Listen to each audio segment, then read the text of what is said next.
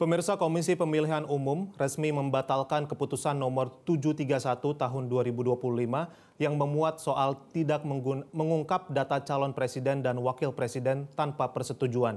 Sebelumnya, keputusan KPU itu dipertanyakan urgensinya dan publik dinilai berhak mengetahui kompetensi capres-cawapres salah satunya terkait background pendidikan. Komisi Pemilihan Umum akhirnya membatalkan aturan untuk tidak mengungkap data calon presiden dan calon wakil presiden tanpa persetujuan. Pembatalan ini disampaikan KPU dalam konferensi pers hari Selasa 16 September 2025. Sebenarnya keputusan KPU tersebut didasari sama sekali bukan karena untuk melindungi siapapun. Peraturan ini dibuat terbuka dan juga dibuat untuk semua. Akhirnya kami secara kelembagaan memutuskan untuk membatalkan keputusan KPU nomor 731 tahun 2025 tentang penetapan dokumen persyaratan pasangan calon presiden dan wakil presiden sebagai informasi publik yang dikecualikan KPU.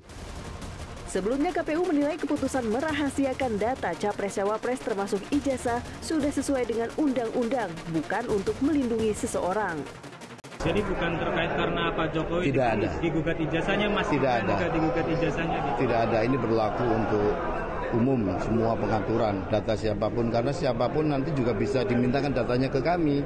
Nah, kami kan mengatur dokumen data yang di kami. Gitu. Sementara itu kan ada hal yang harus atas persetujuan dan juga karena putusan pengadilan. Sebelumnya KPU menerbitkan keputusan nomor 731 tahun 2025 tentang penetapan dokumen persyaratan pasangan capres-cawapres sebagai informasi publik yang dikecualikan KPU.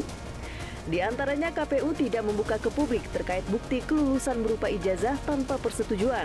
Hal ini sempat menuai kritik dari DPR yang mengaku tidak diajak konsultasi oleh KPU sebelum menerbitkan keputusan itu. Calon-calon pejabat publik, baik itu DPR, Menteri, Presiden, saya pikir itu adalah sebuah data yang harus bisa dilihat oleh semua orang, karena orang melamar kerjaan aja kan pakai CV, apalagi ini mau melamar jadi pemimpin. KPU itu menerbitkan PKPU, itu kan harus konsultasi dulu dengan DPR dan pemerintah. Ya, dalam hal ini biasanya di sidang-sidang atau rapat kerja di Komisi 2. Nah, yang kedua adalah dari isinya, ya kan. Walaupun kemudian saya baca itu adalah merujuk dari undang-undang sekian yang mengatur tentang soal data pribadi itu ya. Tapi kan seharusnya dari 16 data-data itu kan sebenarnya data-data yang sebetulnya tidak classified juga, tidak perlu dirahasiakan juga ya. Tim Liputan Metro TV. Jelajahi cara baru mendapatkan informasi. Download Metro TV Extend sekarang.